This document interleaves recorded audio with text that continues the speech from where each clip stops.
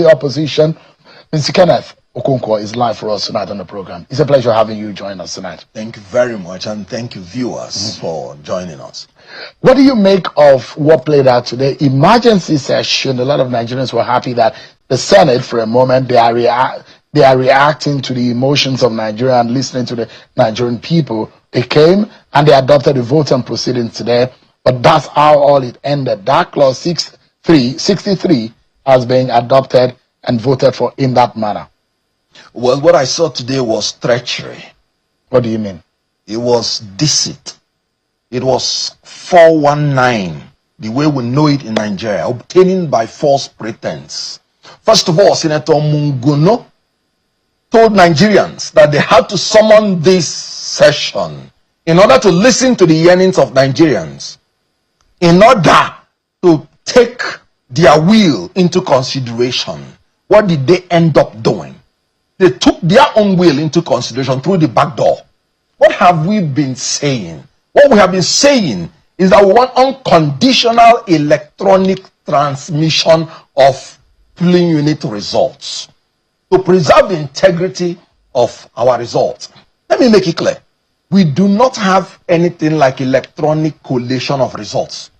What we have is electronic preservation, storage, and transmission of the manually generated polling unit results in order to preserve the integrity of the result. In other words, Nigerians have discovered that our problem is that in between polling unit and the collation center, a lot of abracadabra take place that mutilates, that inflates, that fraudulently manipulates the polling unit results in order to give you not what the people voted, but what the counters of the elections would want. What did the senators do today? What they did was that they said, oh, we can now electronically transmit with a proviso that when it is not possible to transmit, you will use the manual. That is the discussion we have been fighting for. Is it not safer? No, it is dangerous. Can you trust technology 100%? When it comes to this issue, I trust it 100%. Why am I saying so? INEC was the one who invented IRF portal. They have never complained for one day since they started using it, almost 2020, that technology failed them in uploading the result. Not one day. But let me tell you the funny thing. BVAS is the technological device that INEC chose to accredit voters. And BVAS, by section 47, subsection 1 to 3, they said you must accredit with BVAS. And when BVAS is not working, what do? They didn't say you should rely on the manual register of voters. They said you should cancel the election and reschedule it. And this is BVAS working throughout the day. Yet the consequence, if it is not working, is that you cancel the election. The same BVAS is what they said they are going to use to upload the scanned copy of the Form EC8A on the IRF portal. One transaction. And then you are telling us that if that one transaction does not go, they should go back to the manual. No. That is legitimatizing the technical glitch which Yakubu Mohammed brought. Because what they are simply saying is that the provision reads, when there is technical glitch, in quotes, by INEC, because they are the ones who will tell you they don't have network, then use the manual. That was exactly what happened in 2023. Amazon Website Services said there was no glitch. Nothing happened to their station. INEC said that there was glitch. And when you want to go to court, they will tell you, he that asserts should prove, even when you don't have the document. Let me tell you what the Supreme Court said about proviso. In the case of NDIC versus Okem Enterprises Limited, 2004, 10 Nigeria Weekly Law Report, part 880 at page 107.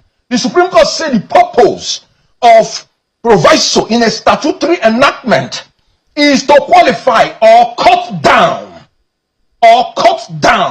the main clause in the statute preceding it. Remember what happened in the case of a Begunde and the Ondo State House of Assembly. The Supreme Court said that proviso means that, yes, if you defect from one party to the other, you lose your seat, provided that there is no division in the party. That is what the proviso does. The proviso destroys the main clause to the limit of whatever they say. So when they say that the proviso is that you cannot use manual, it has destroyed completely the electronically transmitted. Let me break it down that we have been fighting for. Let me break it down. That is dubiousness. And let me tell you, the opposition senators displayed a lot of timidity and unintelligence. And the ruling senators, as they know, displayed a lot of mischief and dubiousness. They are the people that will want us not to even believe what we are seeing. You will catch them rubbing the leg of a woman and they will tell you it's AI. Even what we are seeing, those ruling senators with their dubiousness, that is what they want to do to us. Give me a moment. Let me break it down for our viewers. There are 3 layers on election day that are very critical to an election. The first is accreditation. The second is voting. And the third is result processing. For those who are election savvy, we know that these are the critical leg for an election to happen for you. You need to first of all be verified and certified to be able to partake in that election, which is a process of accreditation. In our own climb, it's a combined effort in once you are accredited, you vote immediately. The simultaneous voting and accreditation, which the Beavers is been primed to do. Meanwhile, in all of the 3 processes in Nigeria election, by our law, it is only 1 out of it that is electronically backed by law, which is the accreditation. Our voting manual, result collation manual. So there are those who are asking the question, can we go the old organ? There are those who are saying, if you cannot do the voting by electronic means, can you collect the result by electronic means? In the real sense of it, the election rigging, those years always happen when they stop the ballot and they thumbprint and they over thumbprint the ballot. But that is not a trend any longer because accreditation electronically has been able to fight that. But where the problem has been over the years is the result collation and transmission of this result, which is by manual process. And that's where the debate is. So the question today is that there will be an harmonization committee, Mr. Okonkwo. Yes. And when they go into the harmonization, procedurally, they are supposed to look at what the House of Reps had concluded since last year, what the Senate has arrived at. They will put it together, harmonize it, and form the bill that will now be taken for the presidential assent for gazetting once the president. We understand that the presidency is expecting that bill so that he can append his signature on it. But I know there will be further debate on this. The version of the House is different now from the version of the Senate. Which one do you think will supersede? Now, the 2 versions should complete the intention of the Nigerian people. Which is? Just like it is written in section 47, subsection 3. He said, where the card reader or any technological device deployed by INEC for the accreditation of voters fails to function, the election should be cancelled and rescheduled. Where, because there should be no option as to electronically transmission of the election result from the polling unit in real time. Where it is not possible, the election in that polling unit should be cancelled and should be rescheduled. How many times have we cancelled any election because Beavers has not been working? 98% of the time you have been covering all election. Beavers had worked. And whenever Beavers does not work, they replace it. When they talk about this network, you begin to see that this is outright mischief. What am I saying that? Shem, we communicate on WhatsApp. At times you send a message on WhatsApp and then it might not download because of network. Automatically when the network comes, it downloads. So what is the reason they're talking about? It is no reason. They simply want to sneak into that manual something so that they can manipulate and rig election.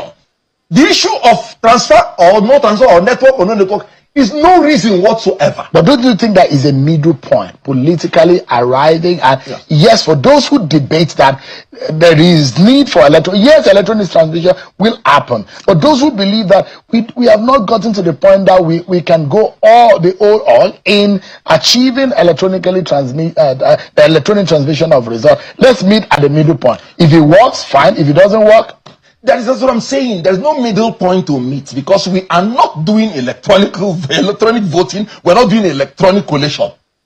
We are simply saying preserve the manual so that everybody will see the election from the polling unit, so that you can't go home to manipulate it. We remember what happened in Obiako. We remember what happened in Lagos. Every polling unit result was mutilated, was inflated. We saw it. It is still there on the internet. So that's why I'm saying when they are telling you halfway, no, because we are not doing any electronic voting. We are not doing electronic collation. What we are simply saying, when you finish that your manual, upload the scanned copy immediately before you have any chance to change it. Now, when you do any collation, if you check the regulation and guidelines of INEC, whenever you finish any collation, the collated result, you transmit immediately to the collation system, to the IREV, so that each level of collation will use the electronically preserved copy. It is not electronically. And what the House of Reps version, you know that it was in this present law, Electoral Act Amendment of 2022, what the law says in sub 65 is how to transfer the result.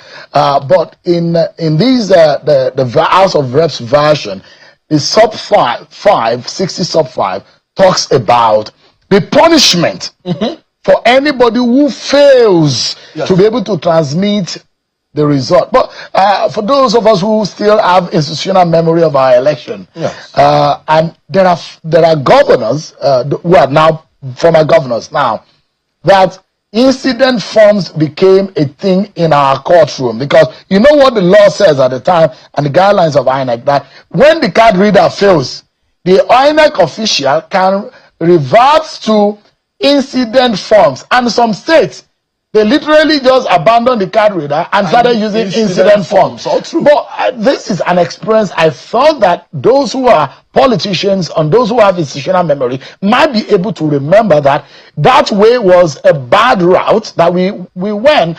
But is it okay for us to think that the struggle to achieving 100%, because the lawmakers are saying remove real time, remove simultaneous, what's it called? Just leave it as that. The struggle continues. Is that what it looks like now? Once they put that law that you must transmit from the polling unit, I'm okay. So any presiding officer will not leave the polling unit. So you want them to remove the provisor? No, completely. Because that is giving discretion to INEC to use manual. That is what we have been fighting for. Do you think they can override the version of the House of Reps? No, they cannot. There are two different houses. Because the House of Reps version is the perfect version that a lot of Nigerians want. Real time, simultaneous, transmission of the result electronically. The House of Reps version has all of that. Yes, the House of Reps should go for that, to say that where it is not possible to transmit from the polling unit, that election should be cancelled. It is there in the accreditation, which is more difficult. The uploading is just one single action. But is it going to be fair that all of the process, because I had analyzed for our viewers tonight, there are three processes. So if you are successful in accreditation, successful in voting, why would you cancel the entire process because you cannot transmit electronically the results? Because the reason you're doing accreditation, the reason you're doing voting is for the result. So if you do all those things to get a fraudulent result, what have you gained? You have actually emboldened the criminals. You have actually voted for the criminals. Let me tell you, the only problem we have in this country is fraudulent elections. On the day we have free, fair, credible elections in Nigeria, 20 years after that, we'll become a superpower nation. Take my words for it. America is sustained today not because they don't have bad men, but because power lies with the people. And let me plead with Nigerians. They should not think this job is for the opposition. No. Democracy is not government of ADC. It's not government of APC. It's government of the people. Democracy, why I'm fighting is not because I'm in the opposition. No, I am fighting so that I will have the power to be able to determine who governs me, so that my sons and children will grow up in Nigeria where they have the power to determine who governs them. So this is a fight for all Nigerians, and we must come together, whether you're APC, whether you're PDP or PDP. What we are saying is power should belong to the people. Sovereignty belongs to the people, from whom the government derives all its power. And it is only through election that they exercise that sovereignty. Yeah. So this fight, Nigerians should know, journalists, everybody, because fraudulent elections produce fraudulent leaders. And everything will not work with fraudulent leaders. Nobody is fighting because he's in the opposition. No. We are fighting for the freedom to determine who governs us. I'd like us to wrap up in this manner, and we ask ourselves the truth. Any progressive-minded person, we want an advancement, a better version of what you did yesterday. Is only a backwater that we think that I want to stay in yesterday. Everybody should naturally think about moving forward. That's why whatever that we improve our electoral process should be thought about. But the question is that, and this is a challenge perhaps for our leaders in terms of a technological advancement, is it a fact that there are some areas in this country that don't have network? Yes. And let's think carefully on how do we then make provision for these people such that they are not disenfranchised. Good. Any elder that is telling you that he doesn't have network is fraudulent. In this country? Yes. How then has INEC been transmitting all the results from IREF from his own village? Because I'm aware, as you know, I was a spokesperson. I was in the campaign team. I was in the legal process. There's no time INEC has told you that they couldn't transmit any result from any part of Nigeria. And there are agents, there are companies that have assured Nigerians that they can produce the network. You are telling me an organization that took 400 billion naira from Nigerian people cannot for such a serious thing make provision to have network on that day for a single transaction. And I told you that even if you don't have network and you upload, you can upload. You can upload. Whenever the network comes, it comes in. So anybody telling you that he does not have network is fraudulent. I am saying it and I'm standing by it. All right. Kenneth Okonkwo is a lawyer and a member of the opposition ADC. Thanks so much indeed for your time tonight. I appreciate it.